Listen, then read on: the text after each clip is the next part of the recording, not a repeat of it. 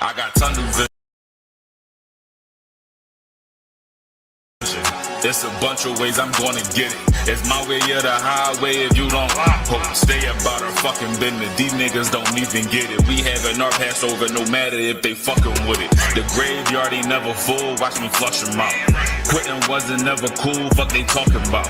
If you can't suffer with your brothers, we can't stall them out. Just hang their cover in the school if they dropping out, fuck them. If they ain't here, we don't care, we don't love them. If they was never one rush, you can't trust them. They get the guts to go against you, better crush them. It's like one of my men is bitch in the discussion. Niggas capping when they rapping, really lit as shit. They be acting, I ain't laughing, I be sick of it. When I grab a pen and get the right and hold a rougher grip, I'm holding fire just like Captain at the 55th. Damn. Hit the road, I be trucking. I ain't bragging about them roads, I be touching. Heard the chat about the bros and assumptions. Seen them hoes you be crushing. You's a bold motherfucker. If they ain't here, we don't love them. If there was never one rush, you can't trust them. They get the guts to go against you, better crush them. I'm not here for all that fussing. Be right. Can't trust them. My shield bustin', let it swing, never tuck. They taking shots, I send them back. Only difference, my shit is buckets. I leveled up, blow the trumpets. You a sucker. Keep dreaming, all that pillow talking. You do undercover. Like my brother, same year, same cover. Can't take the heat, then get the fuck about the oven. And before I ever burn the bridge, I'ma burn rubber and lead a scene. Smoky during rush hour, Chris Tucker. I used to torch on everything, but I was younger. Van pack, still blazing all summer, nigga. Fuck em. No cowards, trooper mood, all black. Hungry. They surprised how I got it inside. Straight butter, nigga. So when a brother or sister comes in here and then you leave here, you're not with me. We don't have anything else in common. There's no reason for me to be joined with you anymore. If they ain't here, we don't love them. If there was never one rush, you can't trust them. They get the guts to go against you, better crush them. I'm not here for all that fussing. Use a hoe in the discussion, nigga.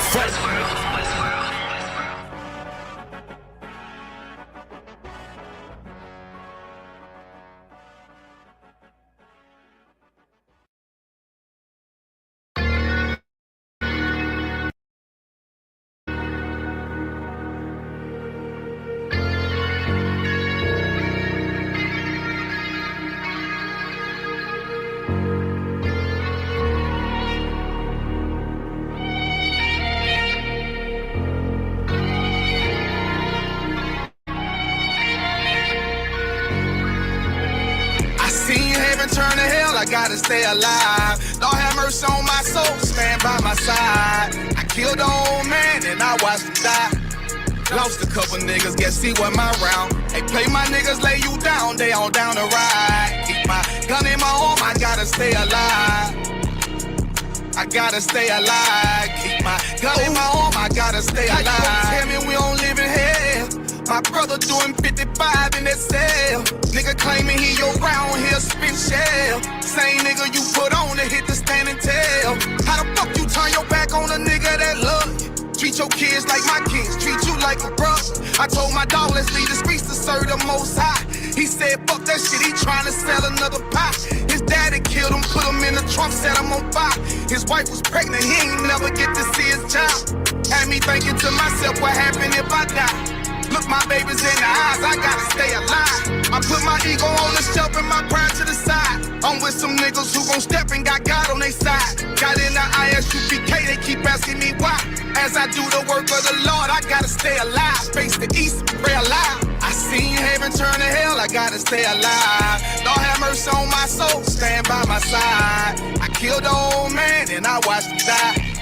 Lost a couple niggas, guess he wasn't my round. They play my niggas, lay you down, they all down to ride. Keep my gun in my arm, I gotta stay alive. I gotta stay alive. Keep my gun in my arm, I gotta stay alive. You ever pump a pack with a snake by your side? Yes, I See did. the man reach out to God before he died? Yes, I did. I know the Lord forgive us for these sins, but I'm starting to think the kingdom of heaven is for these kids. I told my daughters, one man in your bed, I won't stand for left. For my son, I hit your head on that fragile leg. I lost some niggas to that dope, I lost niggas to the feds. Remember Jono tried to stick me for that cheese on that bread, Yeah. I was thugging with Lucky and that nigga left me for dead. Endure to the end, cause I listened to what was said. Mother told me she loved me when she was sick up in the bed. I was running them streets, but the truth made me a man. Shit, I don't really speak, cause she'll never understand. That's why I ain't even tell her about these voices in my head. I'm still trying to manage my anger like Uncle Craig. I seen heaven turn to hell, I gotta stay alive. Lord have mercy on my soul, stand by my side. I killed the old man and I watched him die. Lost a couple niggas, guess he wasn't my round. They play my niggas, lay you down, they all down to ride. Keep my gun in my arm, I gotta stay alive. I gotta stay alive. Keep my gun in my arm, I gotta stay alive.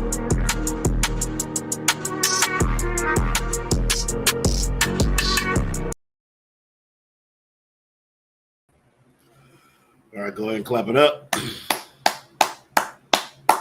Shalom Israel, we're the Israelite School of Universal and Practical Knowledge. Started out at 1 West 125th Street, Harlem, New York, under the Commandant General Yohana. This is ISUPK Austin Tuesday Brotherhood class, right? Brotherhood and sisterhood is a weapon. Brotherhood and sisterhood is the weapon we're going to use to rise above these conditions that we have been placed in. You see, we have been destroyed for so long. And since we've been destroyed for so long, the things that we reverence or the things that we think are cool are not. And that's why we are such a destroyed people, right? So what we're trying to do, we're trying to wake up the lost tribes of Israel, the so-called blacks, Hispanics, and Native Indians. We're trying to wake them up and bring them back to their culture, right? Y'all bear with me. I'm a little under the weather, but this work don't stop, so we still gonna get through it. I got a couple articles tonight. I got a couple articles, and of course we're going to get into the Bible. All right. But brotherhood and sisterhood is highly important because without that, we're not gonna have anything. We're not gonna have no structure. We're not gonna know what we should be doing and what we shouldn't. We reverence so much nonsense on this earth. We put so much nonsense at the top, right? And all in all, the oppressor keeps on oppressing. That's what the topic is tonight. Okay. I'm gonna get this first though. Let me get this scripture. Let me pull up my Bible app. All right. Let me get Hosea 4:6.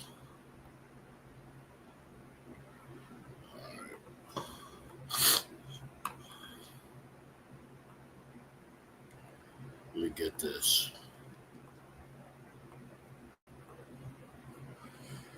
All right, this is Hosea 4:6. It says, "My people are destroyed for lack of knowledge. Because thou hast rejected knowledge, I will also reject thee, that thou shalt be no priest to me. Seeing thou hast forgotten the laws of thy God, I will also forget thy children." So we're going to break this down. We're going to get some understanding on this because it says, "My people." That is possessive. It's letting you know that the Lord has a chosen people. The Lord's chosen people, right? On the earth or the so-called blacks, Hispanics, and Native Indians. Those are the Lord's chosen people. Those are the so-called Israelites, according to the Bible, right? It says, "My people are destroyed for a lack of knowledge." We don't have any knowledge. That's why we're out there doing all manner of evil.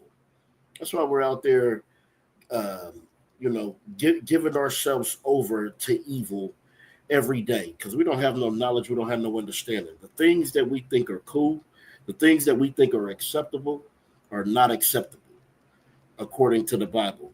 We want to go out there and we want to live at the lowest frequency that we can live by. We reduce ourselves to such small things. That's why Kamala Harris was able to get all the black people on her side because of hot sauce and Chuck Taylors. That's all it takes. That's all it takes if you want our vote. Because we are destroyed for a lack of knowledge. We don't even understand what these people are really bringing to the table, what it really means for your people. We don't have no understanding of that. That's because we are destroyed for a lack of knowledge. I'm going to continue. It says, because thou hast rejected knowledge, I will also reject thee. That's what we did. We rejected the knowledge of the Most High. The Most High gave us laws, statutes, and commandments. And with those laws, statutes, and commandments, we are supposed to take those and we are supposed to live and govern the earth. We can govern the earth. Everything could work perfectly and in decent order according to the laws of God. But we don't want to follow the laws of God. We want to reject the laws of God. We want to forget the laws of God. So we were rejected. We were forgotten. It says, so thou shalt be no priest to me. This earth went a long time without no priests. But those priests and prophets are back in the earth right here in 1 West, ISUPK, right? It says, seeing thou hast forgotten the laws of God, I will also forget thy children. We have been taught with Christianity that the laws are done away with. And then we wonder why we continue to be in the same condition that we have been in for so long. It's because we've forgotten the laws of God. And since we've forgotten these laws of God, our children have been forgotten. That's why our children grow up in poverty. That's why our children go up and be drug addicts, grow up and go to prison, grow up and get unalived. It's because of these things, okay? If we wouldn't forget the laws of God, we would know how to live and know how to govern ourselves. But since we have forgotten the laws of God, our children were forgotten. That's why this truth is so hard to find. It's hard to find the truth. You could search and you search and you search, and there's a bunch of things. There's so many lies out there, so many lies and so many fallacies, and you just follow them. You base your whole life off your horoscope. You think your horoscope and the month and when you was born was so important. You think that's so important. You can't even get a date if you're the wrong sign. Don't be the wrong sign. You're the wrong zodiac sign. You can't even get the woman out. Can't even get her. That's because we are destroyed for a lack of knowledge. We don't know anything. But what we teach here in the ISUPK is to come back to the knowledge and the laws of God. Let that govern your life. Let that be the way that you move through this earth. So you can be righteous. So you can have an understanding, so you can know exactly what's going on. So when you see things, you're just not surprised. When you see things, you know how to break it down, how to discern it. Okay? All right, I'm gonna get up off that. Get into my lesson. Let me get Deuteronomy 28:3.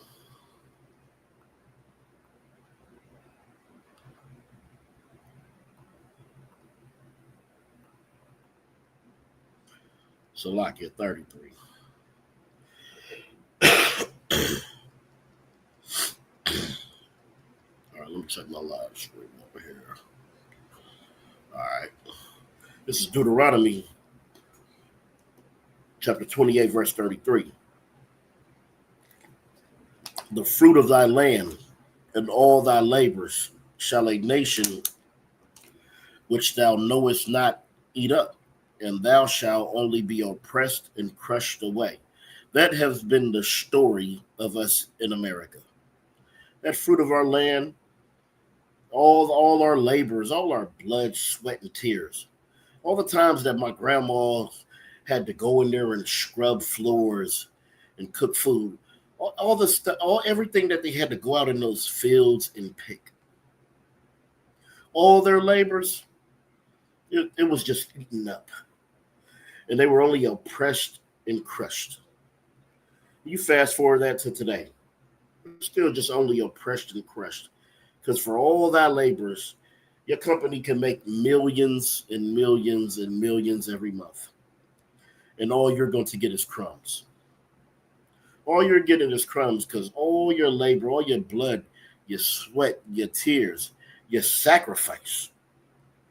How much have you sacrificed to only be oppressed and to only be crushed away, to only still be at the bottom, to only be worried about the government taking away your SNAP benefits, taking away your food, taking away the way that you feed your children. They just want to come in and just want to snatch it right away from you. Right? Because we are just crushed and we are oppressed. That fruit of our land, that fruit of our labors, that hard work that you put in, all of that toiling that you had to do, all thy labors, that nation that you did not know, they came and they ate it up. They ate it up. They came and they conquered. They came and they unalived and they destroyed and they pillaged. And then they said, this is the American way. So for me to be a true American, I need to have that same thirst. I need to have that same thirst so my people could say, that's a forefather. That's the thirst that I should have.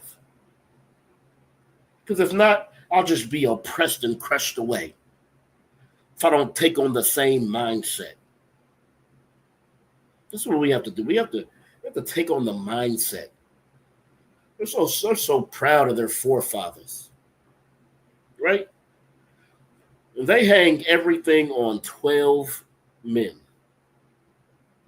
Well, that's what we're going to do. We're going to hang everything on 12 men, right? On Jacob's sons, on those 12 tribes of Israel.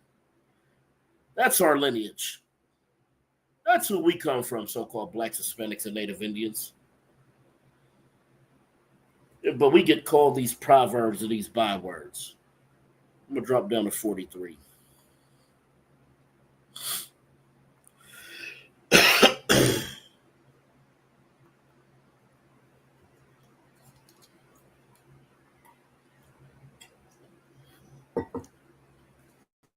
Verse 43.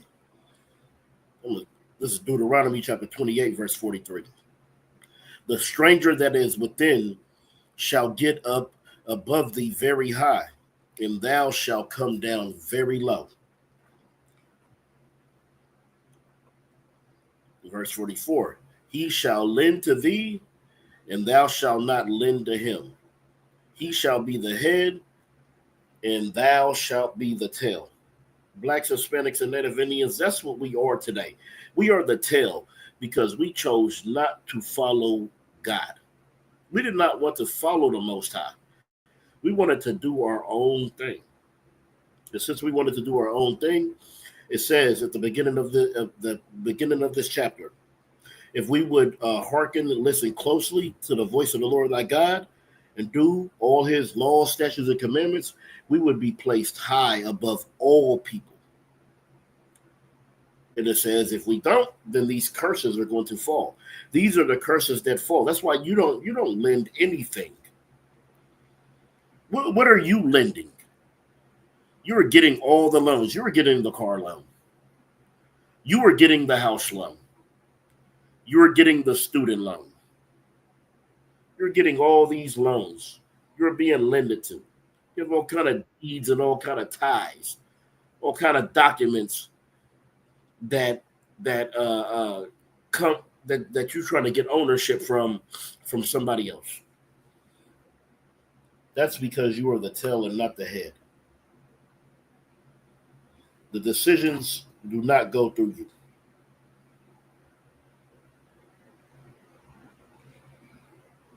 All right, we'll drop down to 48.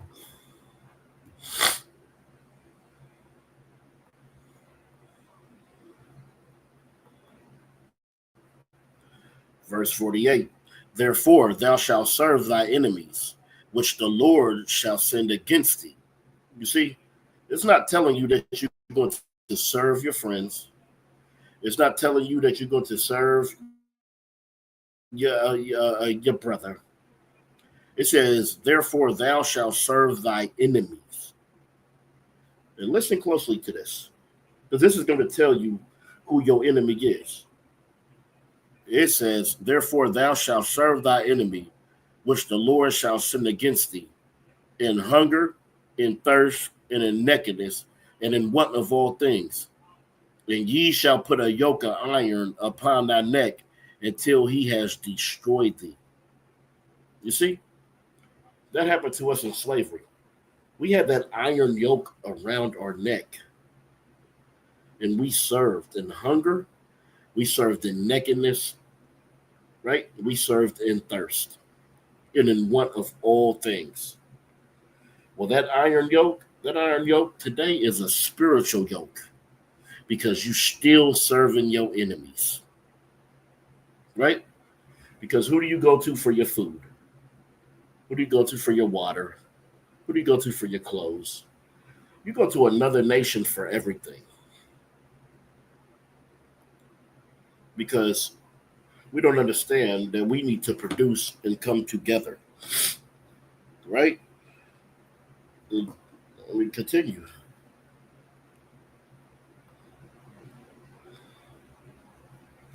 Verse 49. The Lord shall bring a nation against thee from far, from the end of the earth, as swift as the eagle flieth, a nation whose tongue thou shalt not understand. We didn't understand anything these people were saying. And when they came to get us, when they came and got us, right? So when you think of the transatlantic slave trade, first they came here and they paraded the Taínos and the Indians and the indigenous here up to Spain. That was first.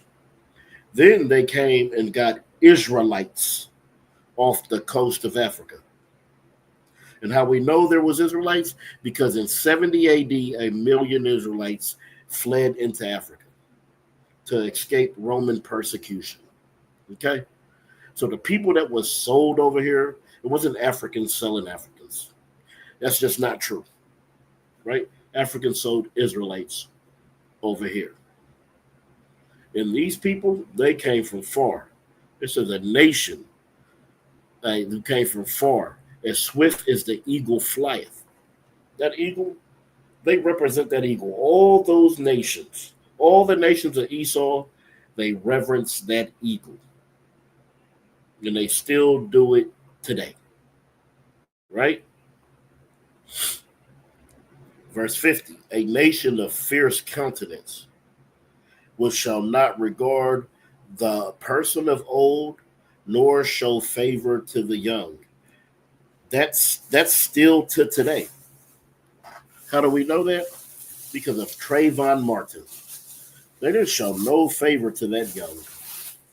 Trayvon Martin, he didn't get no favor. George Zimmerman was told to stand down.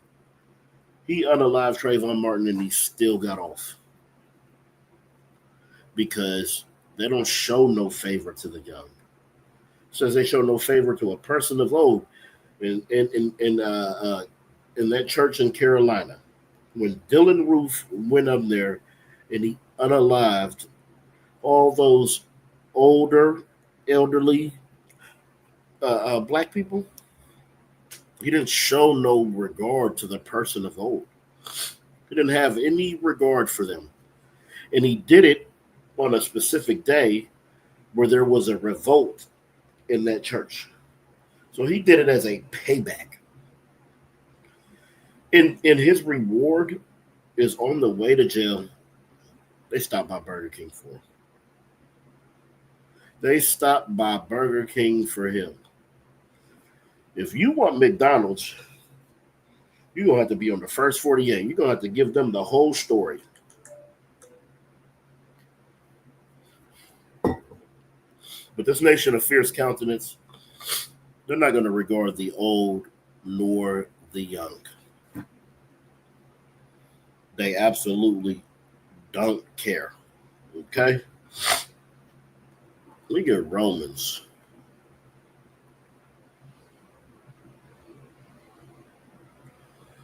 We're going to get Romans, the 9th chapter. I'll see where I want to start. We'll just start at verse 3. All right. This is Romans chapter 9, verse 3. For I could wish that myself were accursed from Christ for my brethren, my kinsmen, according to the flesh. Okay? You have to understand that this right here, this is according to the flesh, not the spirit. Christ came back to save Israelites. I can prove that all through the Bible. And if anybody has any questions, you can chat them in, and Lord willing, we'll answer them. Verse 4, it says, who are Israelites, who pertaineth the adoption, right, and the glory, and the covenants. There's only two covenants, the old covenant and the new covenant. And right here it tells you that the old, and Paul is telling you that the old and new covenant are for Israelites. It says, and the giving of the law and the services of God, right? And the promises. That's everything. There's no adoption. There's no adopting in if you're not an Israelite. There's no grafting in if you're not an Israelite.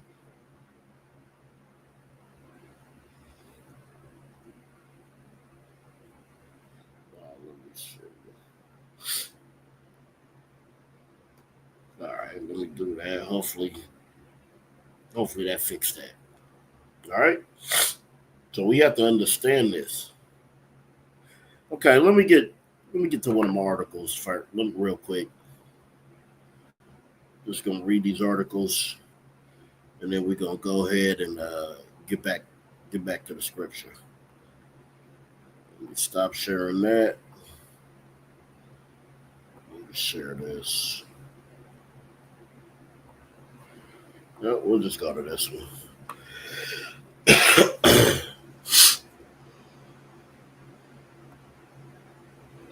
Okay. All right, this says Trump's new online prediction market plans to take bets on politics. The President Media Company announced crypto-backed marketplace where people can bet on political matters he could influence. Good night. So here's his marketing team. They put out something where you can bet. And the thing is, he has total, complete control. He has control, so he's going to be your bookie. We understand that he's a criminal. We know that already. We understand all that he is. When his friends stopped giving him money, that he went to the mafia. Mafia are known bookies, so he's just going to be America's bookie. Let's get into this. This is by Jahan Jones, right? It says, if it's a day ending in Y, you can expect a batch of fresh headlines highlighted Donald Trump and his family's shameless acts of self-enrichment. On Tuesday, the president's media company, Trump Media and Technology Groups, announced in a press release that it will make a prediction markets available on Truth Social through an exclusive arrangement with Crypto.com. In other words, the president and his family are about to become Americans' virtual bookie via a betting market that immediately poses a serious ethical questions before one has even gotten past the company's PR.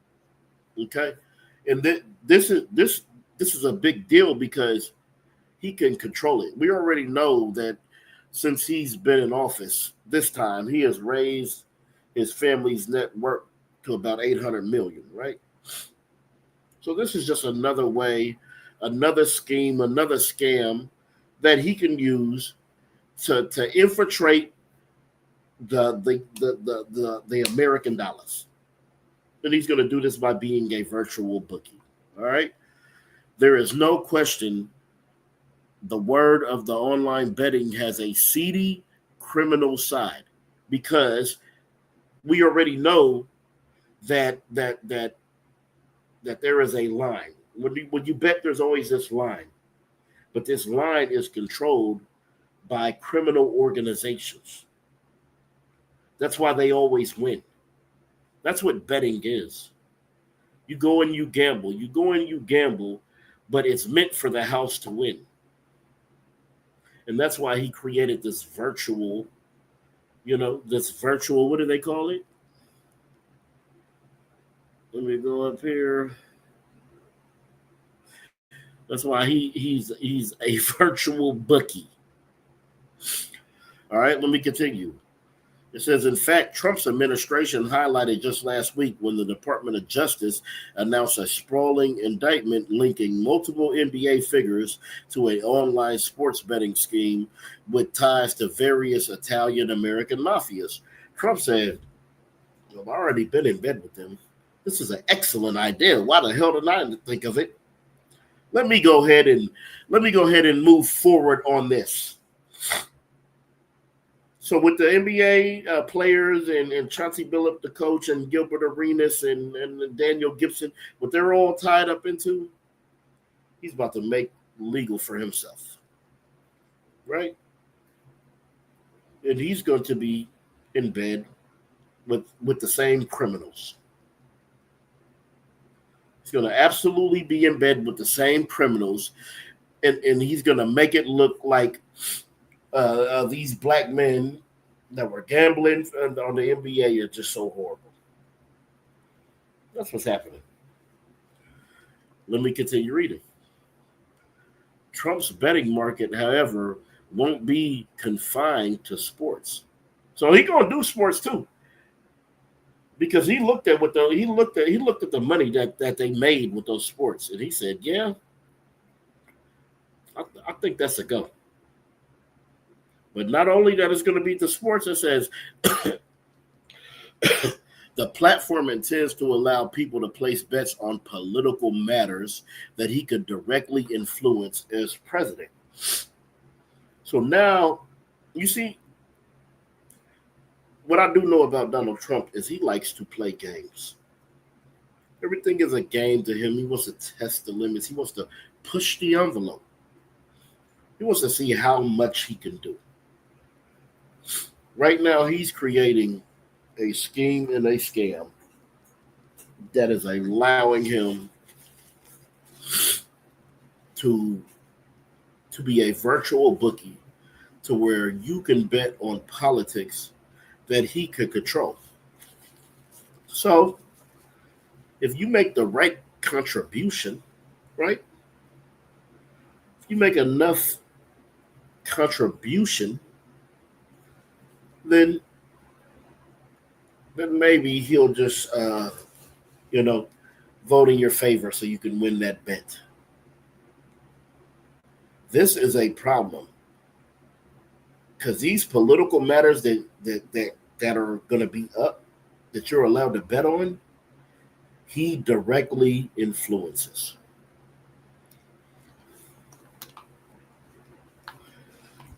What you don't understand is you have a dictator in the office. The guy that you voted for is a dictator. That's who this is who you voted for. This is y'all savior. Blacks, Hispanics, and Native Indians, you better understand that your savior is Jesus Christ. Let me continue reading. Truth Social users will be able to trade prediction contracts related to major events and milestones, such as political elections, interest and inflation rate changes, commodity prices on gold and crude oil, events across all major sports leagues, and more using the new product technology called Truth Predict. Of course, it's Truth Predict because he's going to always have the answer. He's going to always have the answer because he is controlling it all. He is at the top. And his control, in his making of this company, he is going to be able to gain more wealth. He's already up to 800 million. Let me continue reading.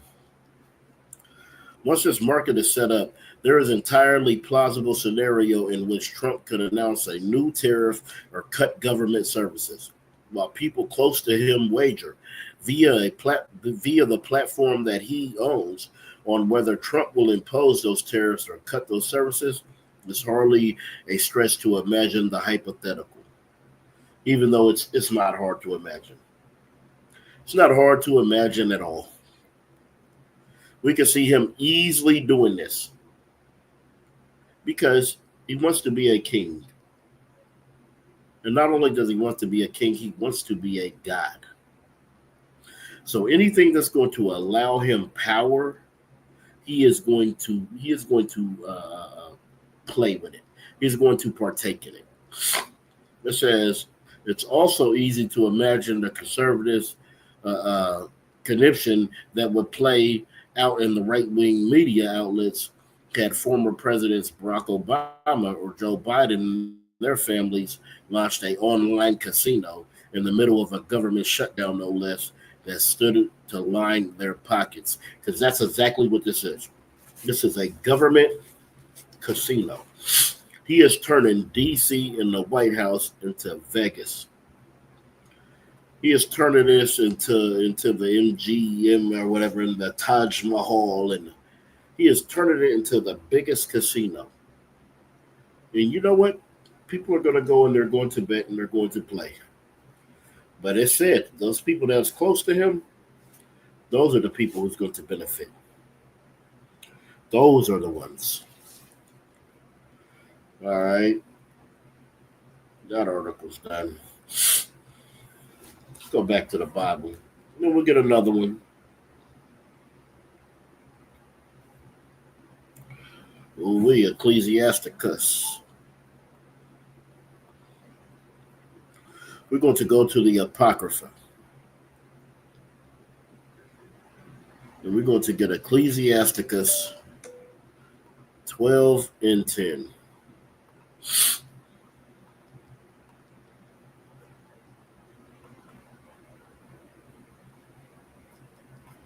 This is Ecclesiasticus chapter 12, verse 10.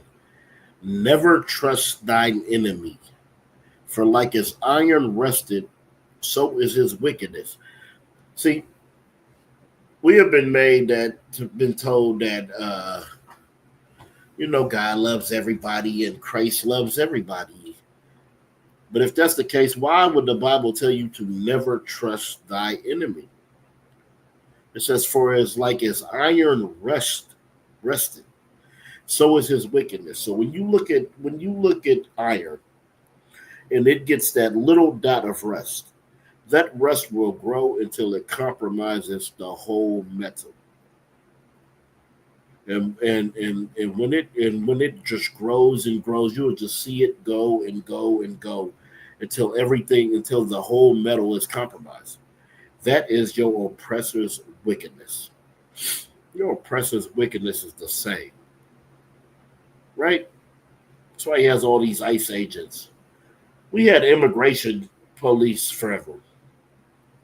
Now we have this militarized force called ICE, who don't have to give you a name, a badge number, can completely conceal themselves because they're criminals. That's why. So for like as iron rusted, so is his wickedness. That's what the Bible says, to never trust thine enemy. Verse 11, though he humble himself and go crouching, yet take good heed and beware of him. And thou shalt be unto him as if thou hast wiped a looking glass, and thou shalt know his rust has not been wiped away, has not been altogether wiped away. They're going to come humbly. They're going to come crouching. They're going to come with some promise. But you better take heed, good heed. You better be aware of him, because he's like that looking glass, right? Go ahead and go to a glass and blow your breath on it, and you see that fog outside of the ISUPK, outside of in here. Everybody else, they're looking through that looking glass through that fog. But see, in here, we wipe that fog off and we can see through and we can see it clearly. And what we see is that our oppressor's wickedness is still there. His hatred is still there. His oppression is still there. His supremacy is still there. His school systems, his prison systems, his society is still there. And it is still oppressing and it is still crushing us away because the oppressor keeps on oppressing. Verse 12. Set him not by thee, lest when he has overthrown thee, he stand up in thy place. Neither let him sit at thy right hand, lest he seek to take thy seat. And thou at last remember my words, and be pricked there within. You don't let him sit by you, because when you do, there's going to come a time and he's going to overthrow and he is going to conquer you. You better understand that. Verse 13. Who will pity a charmer who is bit with a serpent, or any such that come nigh to wild beasts? You see, you want to go and you want to make all these friends with every nation because of Christianity, because you believe that God loves everybody. Well, since you believe that, you put yourself in danger. But the Bible says, "Who will pity a charmer who is bitten by a serpent?" You see them out there and they blowing the flute. They got the snake coming out of the vase because they're charming a serpent. But if that snake bites that man who's playing that flute, who's going to pity that charmer? He's charming the snake. He's over there playing with the serpent. He's over there playing with a snake, right? It says, or any who comes nigh to wild beasts. You out there hunting lions. You hunt a lion, you miss the shot and he rips your head off. Nobody's going to feel sorry for you, because you shouldn't have been out there anyway. But you decided to. Okay?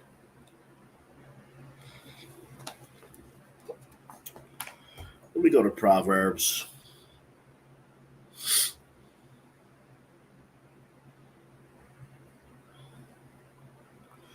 Proverbs 3 and 31.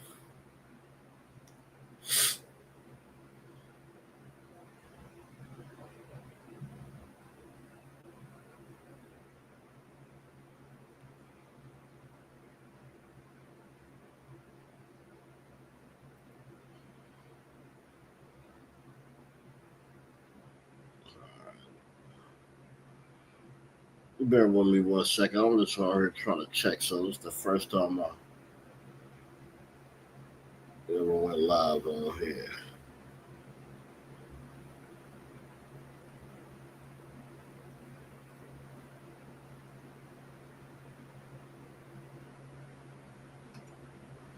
Okay, no sweat. Yeah, fuck it.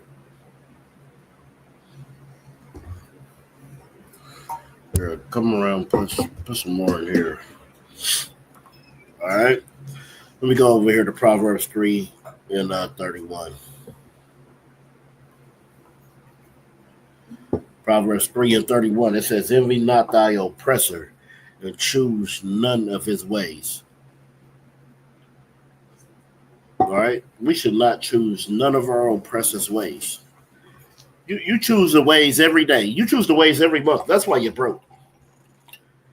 Because what's coming? Oh, Thanksgiving is coming up. You're going to celebrate the unaliving of the Native Indians. That's what you're going to do. You're going to go and you're going to celebrate that. And you want to have a good Thanksgiving. You're going to go buy them patty pies. Oh, them patty pies. You're going to get them glory greens. All right. You got to have that turkey. You're going to go and you're going to celebrate when that was such a horrible day. They called it a day of Thanksgiving because 600 peacock men, women, and children were unalived.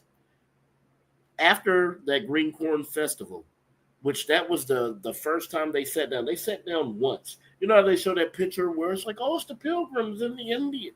Yeah, that happened once. And that night, that same night that happened, they set their log cabins on fire. And when the men ran out, they clever shot them, right? And the women and children, they burned in those log cabins. And they declared it a day of Thanksgiving. And then they continue to do it. And then you fast forward to today, you're going to be in there cooking all the stuffing. You're going to be in there cooking all the turkeys. You're going to be having you're going to have this big feast. And you're going to say it's about family. It's not about family. At the end of the day, it's about the unaliving of I believe it was 700 men, women, and children. And they declare that a day of Thanksgiving. So envy not thy oppressor and choose none of his ways. You're going to go celebrate Christmas because they told you it was Jesus' birthday. When it is not. Birthdays is not a custom. Birthdays is a custom according to the Satanic Bible, according to Satanism. It is not according to the Bible. We have to understand this. Because we have to envy not the oppressor, because the oppressor is going to keep on oppressing. So don't choose none of his ways. You're running out to vote. You're running out to celebrate New Year's. When you celebrate New Year's, you're celebrating the god Janus, the god looking back and looking forth. You're going to go, you want to celebrate all of these things. You want to choose the oppressor's way. You want to go vote. You want to go vote for people who don't care about you? Think they care about you? You think the rich care about the poor? You think the popular care about the average? They absolutely don't. But you believe that they do. You believe that they care. Envy not thy oppressor.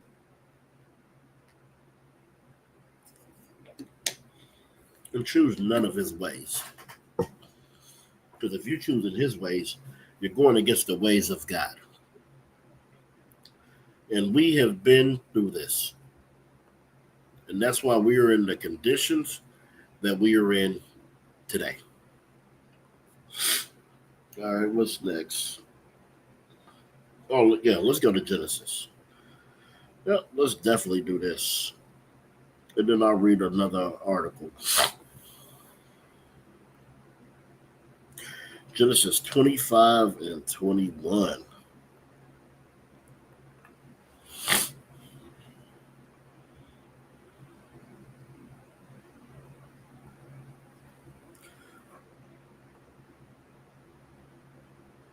Damn, I ain't been sharing it the whole time. Salakia.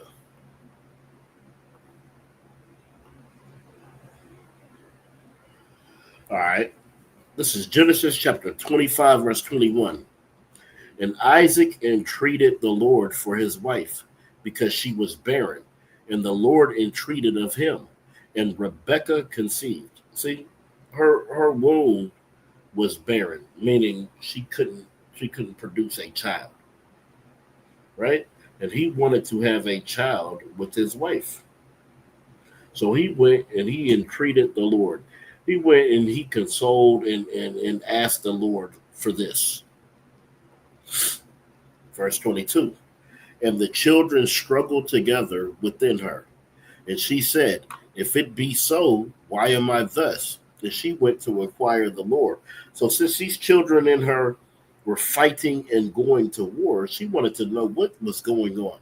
If this is supposed to be, if this is of the Lord, then why is this happening? Verse 23. And the Lord said unto her, 2 nations are in thy womb, and 2 different manner of people shall be separated from thy bowels. And the one people shall be stronger than the other, and the elder shall serve the younger. Right? So it's letting you know here that there was 2 nations, 2 manner of people. This is 2 different people put into this woman's womb. Two different manner of people, characteristics, nations, Esau and Jacob. Okay?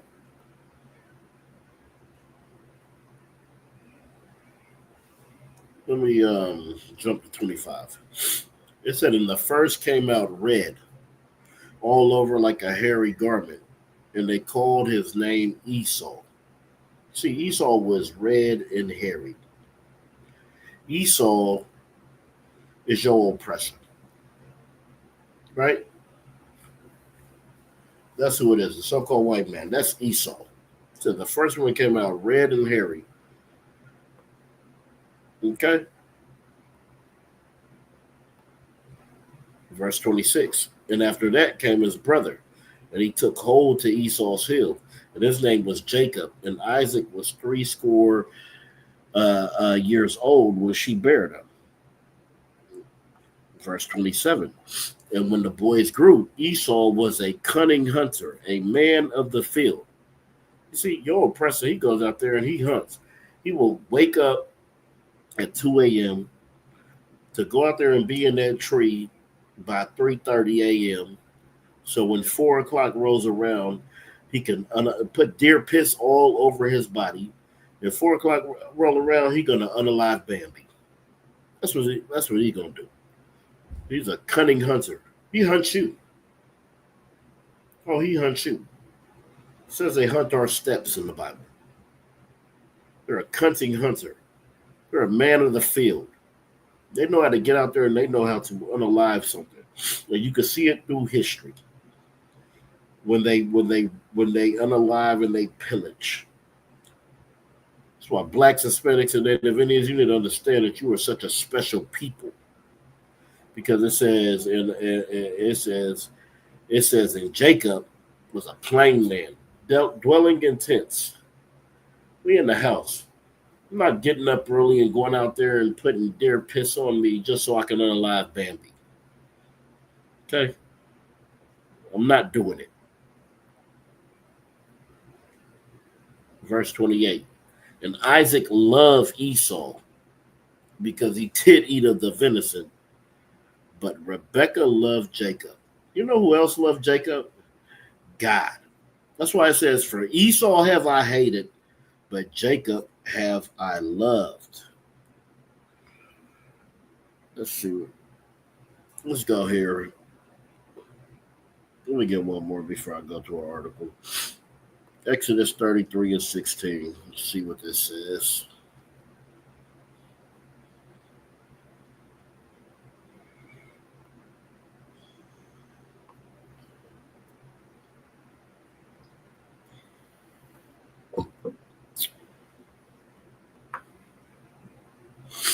All right. This is Exodus chapter 33, verse 16.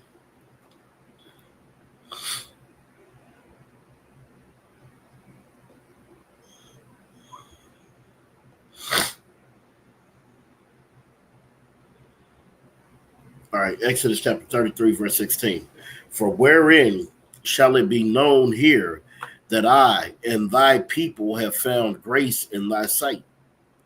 If it is not in thou that goest with us, so shall we be separated, and I thy people, from all the people that are on the face of the earth. That's what you were supposed to be doing. You were supposed to be separate from all the people on the earth. You are not supposed to be the same. Okay? You are not supposed to be the same. You are supposed to be different. You see, the word separate comes, from the word holy, right? Holy, which stems from the word quadash, which means to be separate, to be different. We're supposed to be separate and different from all the people on the face of the earth. Verse 17, and the Lord said unto Moses, I will do this thing also thou hast spoken, for thou hast found grace in my sight, and I know thee by name. The Lord knows the children of Israel by name. And that's why we need to go by our names. We need to go by Reuben. We need to go by Judah, by Ephraim, by Manasseh. We need to go by these. Because that's the name that the Lord knows. Okay? All right, let me get this article real quick. I'll just get that one kind of touched on what we was already touching on, then I'll get the other one.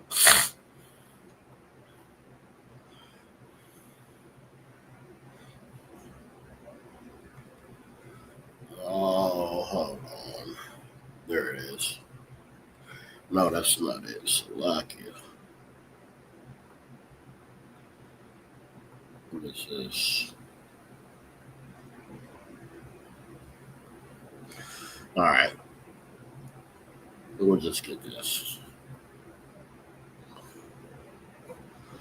Let's see. Bear with me 1 second.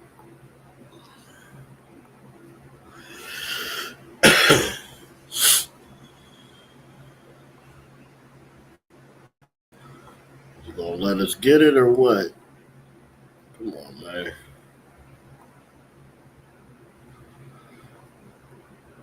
All right. This is heavy.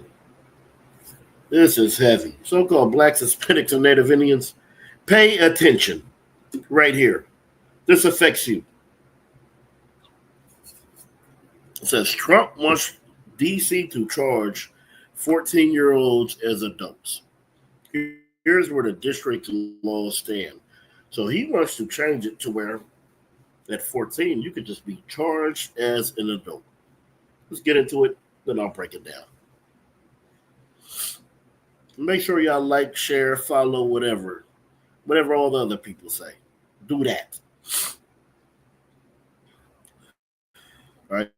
This picture right here says Washington, D.C. Metro Police, along with FBI agents, HSI, ATF, and Secret Service Police, respond to a nightlife off U Street corridor for a person with a gun August 16th in the Washington, D.C. It says it's hundreds of federal law enforcement officers and National Guard troops descend on Washington, D.C. So like it descend on Washington as a part of President Donald Trump's public display of force against crime in the nation's capital. The president and his allies have increasingly directed their ire toward the city's juvenile crime laws. More than 2 weeks ago, after a 19-year-old former Dodge staffer was allegedly assaulted by a D.C. group of teens, the president suggested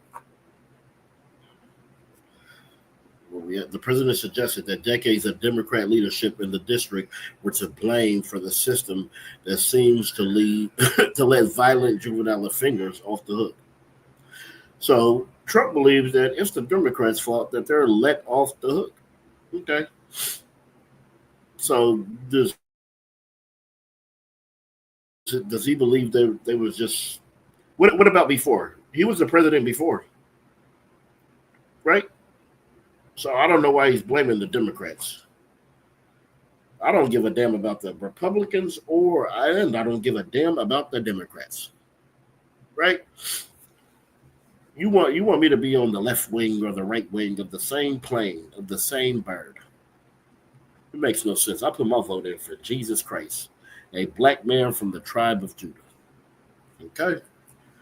It says the president suggested that decades of Democratic leadership in the district were to blame for the system that leads to violent juvenile offenders, that lets juvenile offenders off the hook.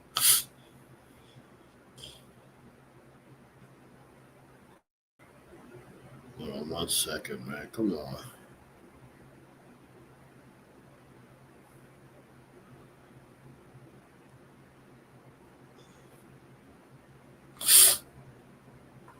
All right, youth arrests reached a post-pandemic high in 2023 before falling the following year, according to DC's government statistics.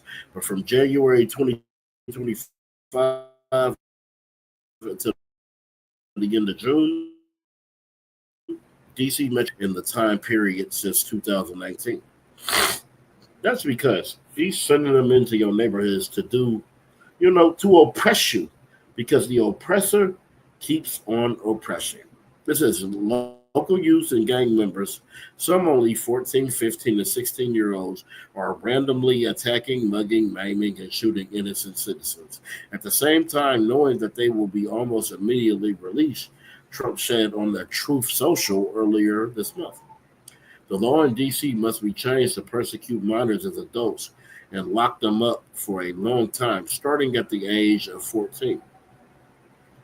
So when he's talking about this, he is talking about blacks, Hispanics, and Native Indians. He's not talking about white people. He's not talking about Columbine. Does anybody remember Columbine? I'm old enough to remember Columbine. I'm old enough to remember how violent you are. Why you want to? Don't ever let them make it seem like you're the violent one. Don't ever let them say you are violent. Don't ever let them say that you are the psycho.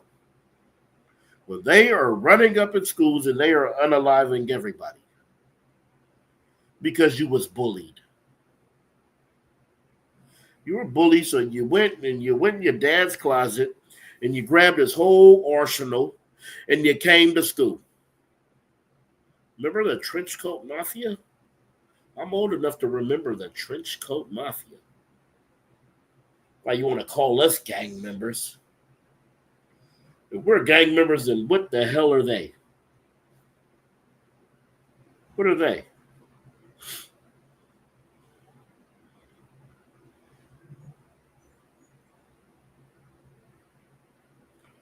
Hold on. Don't end my live.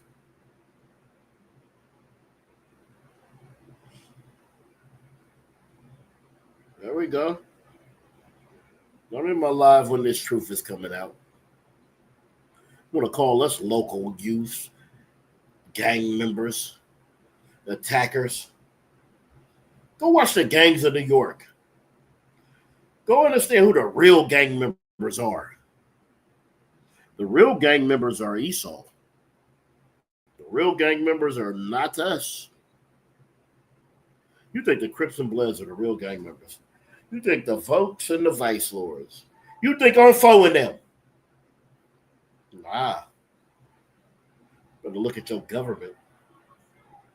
You better look at the people who rule the earth. Yeah, those are the gangsters. Look at those bloodlines.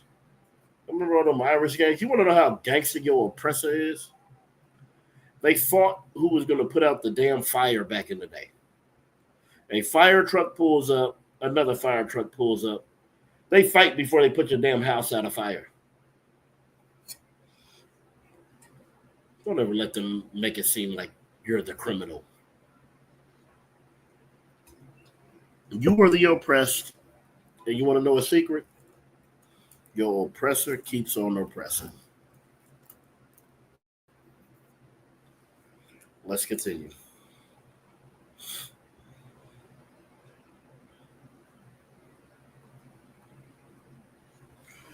All right, let's see.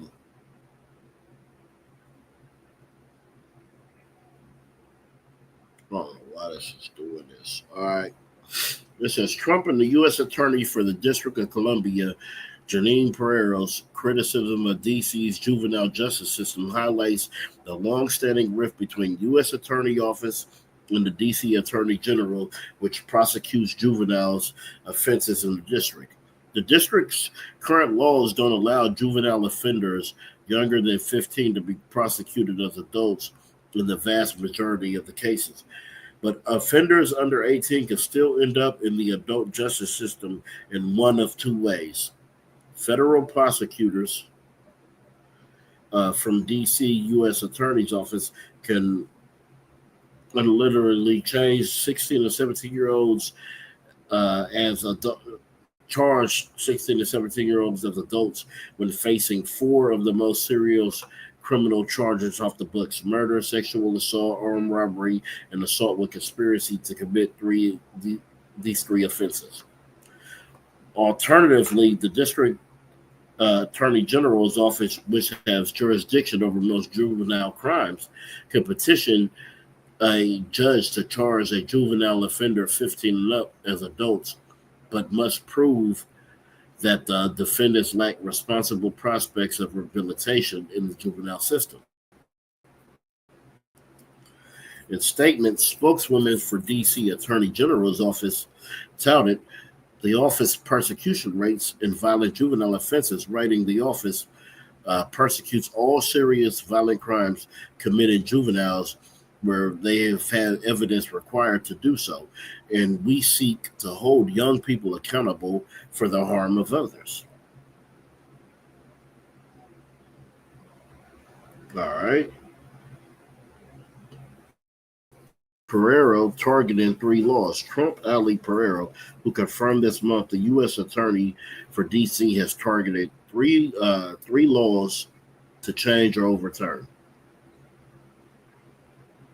The top D.C. federal prosecutor last week was attacked in the district's 2018 Youth Rehabilitation Act, which was enacted to separate offenders from more mature, experienced offenders, citing the case and a 19-year-old who was shot in a metro bus, shot another metro bus passenger, and was sentenced to probation under the act. So what they want to do is they want to take it to where they could basically put these young boys, young men in with adults, with more seasoned criminals, which is not going to rehabilitate them. It's just going to make them a more seasoned criminal. Okay? It says the law raised the upper age limit of juvenile offenders for sentences purpose from 22 to 24 in 2018 and permits judges to seal convictions after offenders serve their sentence, except in the case of homicide and sexual abuse.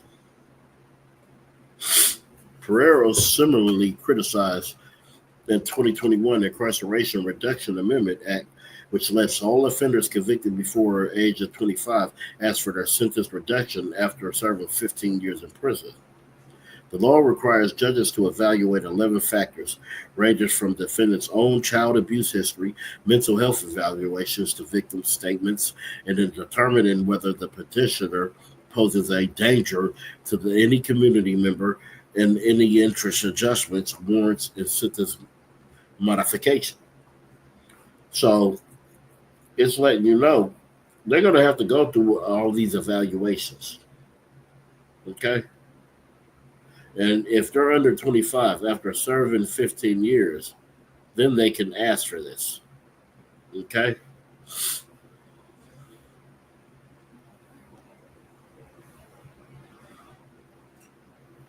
Let's see. I don't know why this is moving like this.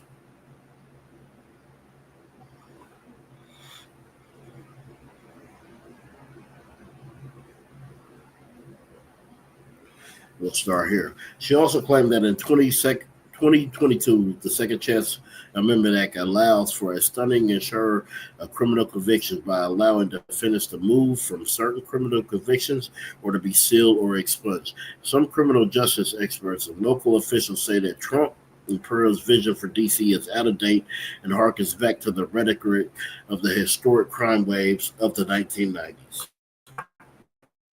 You see? They want to remember what they want to remember. But you know who was a big criminal in the 1990s? Donald Trump. Well, I'm going to get off this article because it's acting up. So we're going to get back to the Bible. Get back to the Bible. We'll get a couple more, and then we'll close the class out.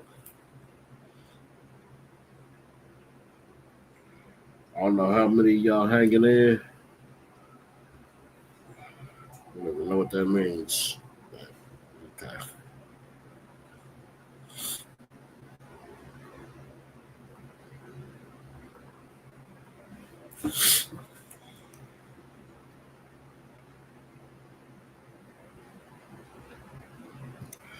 We're going to go to 2nd Maccabees.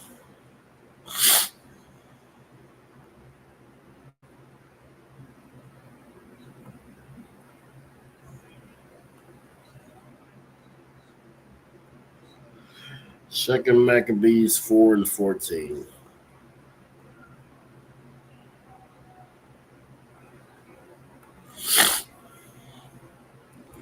Second Maccabees in the Apocrypha, chapter 4, verse 14. All right, it says that the priests had no more courage to serve anymore at the altar, but despising the temple, neglecting sacrifices, hastened to be partakers of unlawful allowance in the place of exercise after the game of discus called them forth. Good night.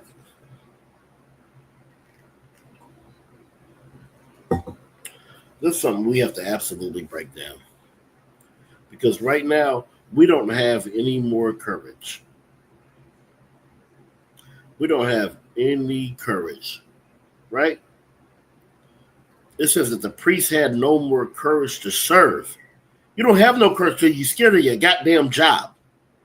You're scared to stand up for your nation because of a job. You scared because of your wife. You don't want to come to ISUBK because of your wife. Because she likes the purple ones. Because they so damn Christian. You don't have any courage to serve no more at the altar. You do not have no courage to serve God because you're so worried about your oppressor because your oppressor keeps on oppressing. It says, but despising the temple. You despise the truth. You hate the truth. You mock the truth. You don't want to serve God. It says neglecting the sacrifices, hasten to be partakers of a lawful place of exercise. After the game, they call for a discus. You already are on a team. If you're a Black, Hispanic, or Native Indian, your team is to serve God. Your team is the ISUBK. That's your team. But you want to go after the game of discus. You want to play basketball. You want to play football. You want to play baseball. You want to go be great at that. The Lord did not give LeBron James all those talents to jump high and be that goddamn big, to dribble that little basketball. No, he was meant to be a warrior in this nation. But because of oppression, a man with all that money, right? He still does not understand where his talents should be. Remember when he said, I'm taking my talents to South Beach? He should have said, I'm taking my talents to ISUBK to follow Christ. That's what we did. All that talent I had. Ooh, I pray you understand. All the talents that I have and that I had, well, I bring it here. I don't bring it to the game of discus that they call forth to make you a mockery. Oh, and they look at you and they study you and they say, ooh, look how big he is. You ever watch a combine where they put you in these tights and these little clothes? They put you in tights and they put you in these little clothes and they say, wait, go out there and show me how fast you can run. Go show me how high you can jump. Show me all the things you can do. And I'll give you a pinch of the money I'm going to make off of you. Let me read verse 15. Not setting by the honors of their fathers, but liking to the glory of the Grecians best of all. See, in Rome, they wanted us to play sports. Their sport there was a Colosseum. In that Colosseum, you had to wrestle lions, tigers, and bears. You had to go out there and you had to fight for your life every day. Well, you know the Oakland Raiders, they had a place called the Coliseum too, where you go and you fight every day to please your owner. And that's what we do. And that's what happened to us. because we are destroyed for a lack of knowledge. Let me get 2 Corinthians 6 and 17.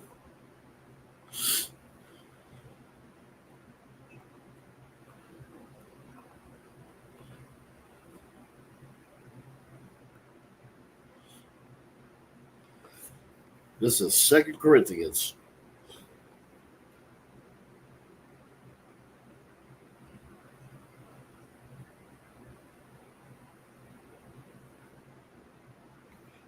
Miggins,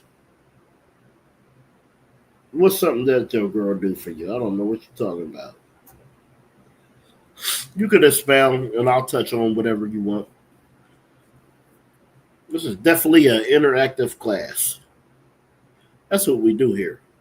We interact with the people. Okay? But this is 2 Corinthians. Miggins, you could with your comment, you could touch on that more, and we'll get into it. All right. The 2 Corinthians 6 and 17. Wherefore, come out from among them, and be ye separate, says the Lord, and touch not the unclean thing, and I will receive you. So-called Blacks, Hispanics, and Native Indians. If you want to be received by the Lord, you can't touch the unclean thing. You can't go out there, you can't go celebrate Thanksgiving and think that the Lord's with you. And all you and your family going to get together, you're going to get around that table, you're going to say some long prayer. And at the end of the night, there's going to be a fight because the Lord says he hates and he despises your feast days. You better understand that. The Lord has no respect, no love for your feast days. So you better come out from among them and be ye separate. Be holy. Stemming from the word kodash, which means to be separate. Says the Lord. Not says Officer Shamarwan of the ISUPK. This ain't me saying it. This is the Bible. I'm going to read the next verse. And will be a father unto you, and ye shall be my sons and daughters, says the Lord Almighty. You cannot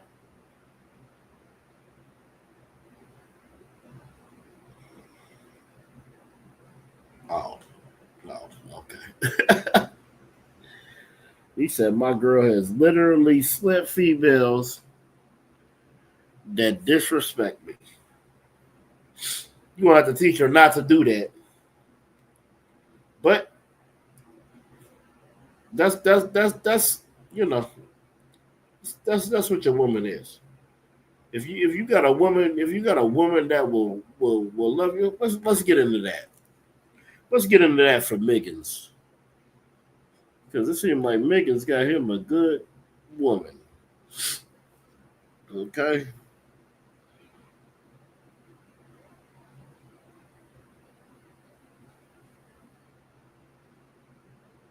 Miggins got him a good woman. Okay. Let me see what I want.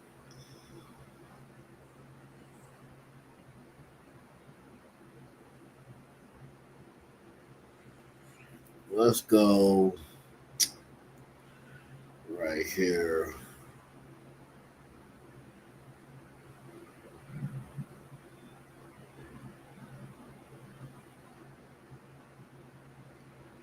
Let me see this. We're going to go Proverbs 18 and 22. We're going to get something for him.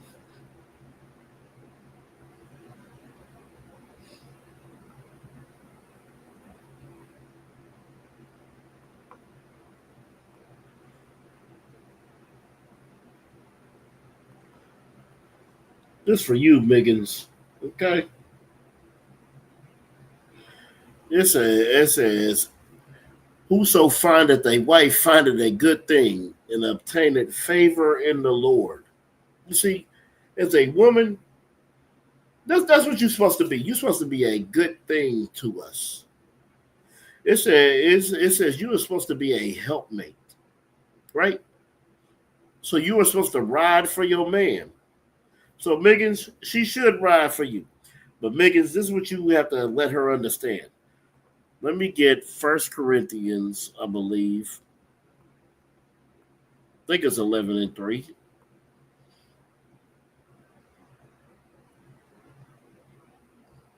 Yep. Miggins, this is what you have to understand, and this is what you have to make her understand. And I understand, like, the condition we have been placed in is that we have to let our women do whatever. But this is the most important thing to understand as a man who has to rule over a woman. You have to rule over your woman because a woman acts out of emotions. And since she acts out of emotions, if she feels like her man is disrespected, she is going to lash out. But this is where you come in as a man, Miggins, right? First Corinthians 11:3. But I would have you know that the head of every man is Christ. So over us, the men, it's Christ. And the head of the woman is man, right?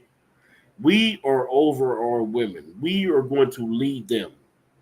We're going to take all the greatness that they provide, all that love, that nurturing, that care that they have. We guide it. We send it in the direction that it needs to go. Okay? It says the head of every man is Christ, and the head of the woman is the man, and the head of Christ is God. There is an order. It's the Most High God, then it's Christ, then it's us, then it's the women, then it's the children. So you want to take everything that woman gives, all that love, all that care, all that energy, and you need to direct it everywhere that it goes. Do you understand that, Miggins? So it's not that you're stopping her. You're just teaching her a new way to handle things. Because, Miggins, you don't want your girl in trouble. You don't want to have to go bail her out. You don't want your woman having to have a record, right? And really, you don't want your woman fighting. We want our women sweet. Let me go to Proverbs. I think it's Proverbs.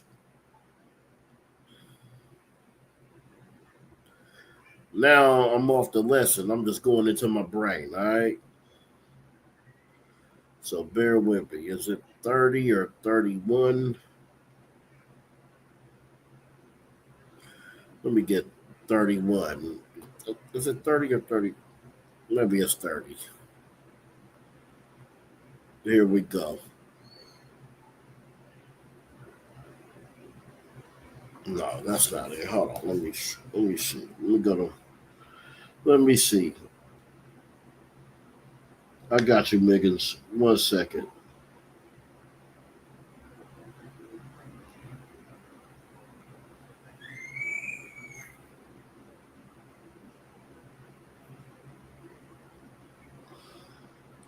$31. It is 31. All right. Miggins, because this is what you got. You got you a woman that will ride for you, which is important, which is what we all need. I'm gonna show you. But since you have that, since you have a woman who is like that for you, you need to go ahead and you need to go ahead and wrap your hands around her and guide her in the path she needs to go. And I'm gonna explain to you, because this is what every man wants right here. This is Proverbs 31:10. Who can find a virtuous woman? Her price is far above rubies. You see, rubies is a precious diamond. I mean, it's a precious stone. And with that precious stone, you have to understand When you have a virtuous woman, she is more precious than those stones, more precious than anything. That's why she doesn't need no damn ring. You think you need to get on your knees and propose and give her a damn ring? She's more precious than that. She's better than that. It says the heart of her husband doth safely trust in her, so that he shall have no need of spoil. Okay? He doesn't need any spoil. He doesn't need to go conquer anything. Right? He has this precious woman. In his heart, which is his mind, he can trust her. She is trustworthy. I'm going to continue. Verse 12. She will do him good and not evil all the days of her life. You see, you have a virtuous woman, Megan's. She's always looking at you and looking of how to make your life better, how to make it good. She doesn't want to do any evil to you. She doesn't want to bring no hurt, no pain, no suffering to you. Verse 13. She seeketh wool and flax and worketh willingly with her hands. That's why our women will go out there. Like, you see, since we live in America under this oppression, while the oppressor keeps on oppressing, we have to have a job. But really, your woman has the capabilities to make all of the money, and you will be out doing the work of the Lord. Because you should be out feeding the homeless. You should be out waking up the dead. But you're not. You're in a building making money for your family, because if not, the bills ain't going to get paid. But a virtuous woman, she's willing to work with you out. She's going to work with you, and she's going to work willingly with her hands to help her family however she needs to. Verse 14, she is like the merchant ships. She bringeth her food from afar. You see, our women are like the merchant ship. They're going to go to that grocery store. They're going to make that. I'm Ephraim, which is the so-called Puerto Rican. So my wife, she going to make them rice and beans, them dungules, pasteles. She going to make all the bacalao, because that's my culture. And she's like the merchant ship. She gonna bring us her food right in here. Verse 15. She also arises when it is yet night, and giveth meat to her household and portions to her maiden. That's that nurturing. Our women are very nurturing. Okay? She considered a field and buyeth, and with the fruit of her hands she has planted a vineyard. Verse 17, she girded her loins with strength and strengthened her arms. When it says she girded her loins with strength and strengthened her arms, meaning she could go out into that world, and she's so strong. She has one mission, and that is to bring back everything to her family. Verse 18, she perceiveth not her merchandise is good. Her candle goeth not out by night. You know how if you didn't have no light and you lit a candle and a gust of wind come in and it blows, then that candle's going to go out and you can't see. Well, when she perceives her merchandise is good, her candle's not going to go out. When she sees this, what she's going to bring to her family, she's going to know exactly what to do with it. She's going to know how to handle it, know how to distribute it, know exactly what needs to be done.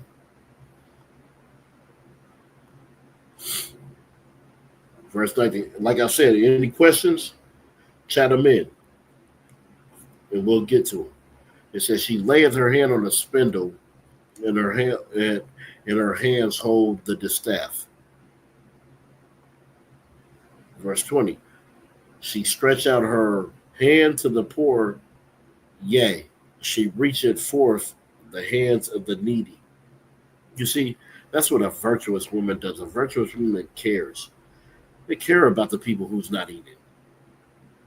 While you sitting there with your belly full, not giving a damn about the next person who's hungry, that virtuous woman, she's going to make sure Somebody comes in your house, you're going to make sure that they're well fed, just like you are. You understand that, Miggins? She is not afraid of the snow for her household, for all her household are clothed in scarlet. Your woman makes sure you dress. Your woman makes sure you got drawers. You think men buy underwear? Men will have underwear with no goddamn bottoms because they done wore them for 30 years. Your woman gonna go get that. Your undershirts. Make sure you have socks. It's gonna make sure that you have that raiment. She's gonna care. She's gonna make sure that the kids get new school clothes every year. She's gonna make sure of it. Because you're not. Because you don't give a damn about that. But she's gonna make sure when that snow comes that you have warm clothes. Because if not for your virtuous woman, you know what you're gonna have when the damn snow comes? You still gonna have your summer shorts on. Because you a goddamn man. You need your virtuous woman. You still there, Miggins? Verse 22. She maketh herself a covering of tapestry, and clothing is silk and purple. Verse 23. Her husband is known in the gates, when he sitteth among the elders in the land. You sit with the elders. You're discussing big business. You don't got time to worry about buying new drawers. But your wife, she does. She maketh fine linen, and she selleth it, and deliver girdles unto the merchants. Verse 25. Strength and honor are her clothing, and she will rejoice in time to come. Where's my point? Let me get to my point.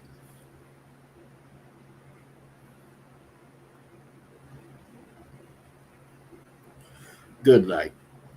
I ain't even going to continue. I'll teach. I got a whole lesson for this. I can teach this next week. Is there any questions in the chat?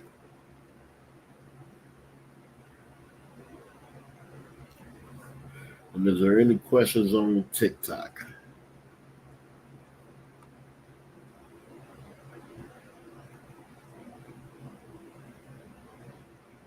All right. Well, with that, we're going to end this class. I'm going to give a courtesy salute to the brothers. Shalom. Yahaba Shemiyah Shabakatam. I'm going to give a courtesy salute to the sisters. Shalom. Yahal Shemala Latham Ba Shemiyah Shah. Class dismissed.